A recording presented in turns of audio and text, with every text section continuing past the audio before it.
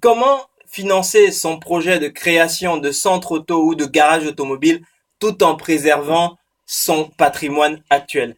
En fait, c'est ce que nous allons voir dans cette vidéo parce que lorsque vous créez une entreprise, quelle qu'elle soit, et que vous avez besoin du financement bancaire, et ce qui est très souvent le cas lorsque vous créez un garage auto ou un centre auto, eh bien, très souvent, les banques, elles ne prennent pas de risques. C'est-à-dire que leur job, c'est pas de prendre des risques. Ceux qui prennent des risques, c'est les investisseurs, c'est les business angels, c'est ces gens-là. Les banques, le boulot d'une banque, c'est de récupérer de l'argent de la part de ses épargnants, faire travailler cet argent de manière à ce que quand l'épargnant le récupère, eh bien, la banque ait fait du profit.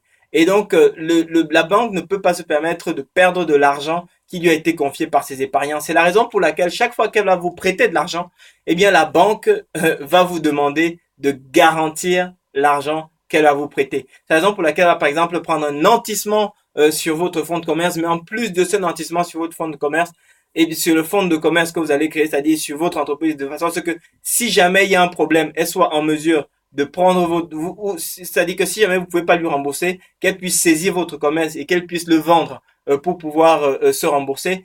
En plus de ça, elle va regarder qu'est-ce que vous avez. Est-ce que vous êtes titulaire de votre résidence principale? Quels sont vos autres biens? Quel est votre compte d'épargne? L'épargne que vous n'allez pas investir dans votre projet. Elle va vous poser toutes ces questions et en général, elle va vous demander de remplir ce qu'on appelle une fiche de patrimoine.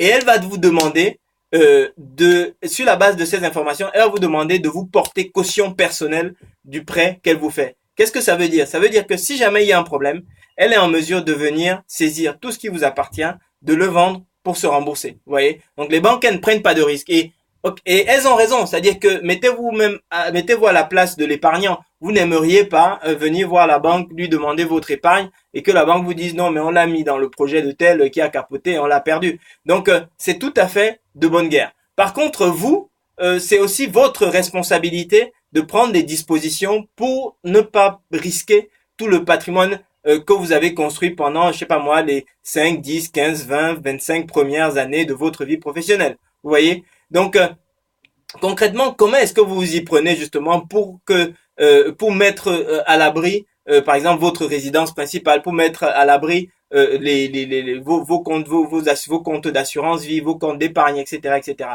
Eh ben, il y a un mécanisme qui s'appelle celui des garanties. En général, les banques vont évoquer ce sujet avec vous, mais il faudrait que vous avez intérêt à les connaître et à être préparé justement en amont. Alors, c'est quoi les organismes de garantie? En fait, c'est des organismes dont le métier, c'est de dire, écoutez, monsieur l'entrepreneur, vous allez par exemple solliciter un financement bancaire, je prends un exemple sur 200 000 euros ou sur 300 000 euros ou sur 150 000 euros, j'en sais rien. Eh bien, ce qu'on va faire, c'est qu'on va garantir à la banque que si jamais il y avait un problème, eh bien nous engageons à lui rembourser, par exemple, 50% des sommes qu'elle a engagées dans le projet avec vous. Parfois 100%, mais c'est très rare. Mais en général, c'est plutôt aux alentours de 50%. Et en échange de cette garantie qu'elle offre à la banque, eh bien, la société de garantie va également vous donner va vous facturer justement cette garantie qu'elle apporte à la banque. Donc de cette façon, ça vous permet en fait finalement de porter votre responsabilité, votre engagement personnel que sur 50%, les 50% restants du crédit que vous allez contracter. C'est-à-dire entre votre patrimoine personnel et la valeur du fonds de commerce que vous allez créer, en général, ce sera suffisant pour que la banque ait envie de vous suivre parce que le risque sera suffisamment maîtrisé. Donc, ce qui est vraiment important ici, une fois de plus, c'est de comprendre que ces organismes de garantie sont là pour jouer à vos côtés. L'autre bénéfice que vous avez à avoir recours justement à ces organismes, c'est que vous ne vous engagez pas sur des montants trop importants. Je m'explique. Vous savez, par exemple, si vous avez un premier projet et vous avez un patrimoine personnel, par exemple, qui s'élève à 100 000 euros. Imaginons que votre résidence principale vaille 100 000 euros et que vous engagez sur un projet sur lequel vous empruntez 200 000 euros. Eh bien, si jamais demain vous avez besoin, même à titre d'investisseur, d'être partie prenante d'un autre projet, eh bien, souvent sur ces autres projets-là, vous n'êtes pas finançable. Pourquoi? Parce que la totalité de votre garantie personnelle, de votre valeur patrimoniale est déjà complètement absorbée par l'engagement de caution que vous avez sur votre business sur le premier business sur lequel vous avez emprunté 200 000. Vous voyez?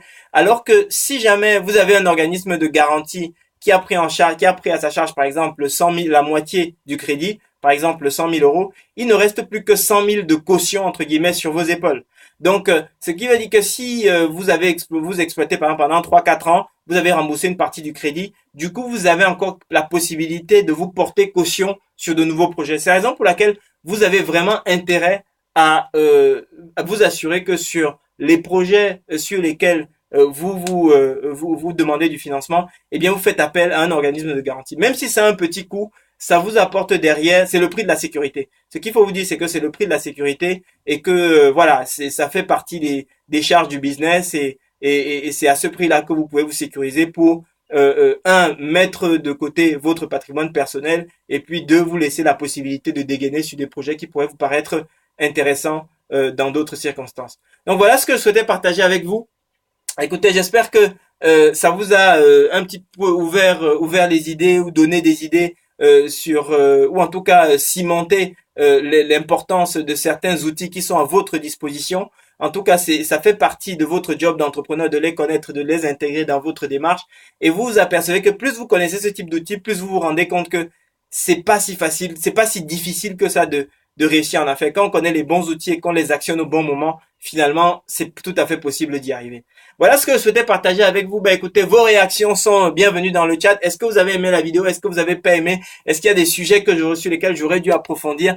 Ben écoutez, tout se passe dans les commentaires. Likez la vidéo, inscrivez-vous à la chaîne, commentez parce que c'est cette chaleur humaine qui fait vraiment, qui donne envie de continuer et de continuer ces vidéos que je fais pour vous. Merci de votre attention et très bon succès dans votre projet. Merci.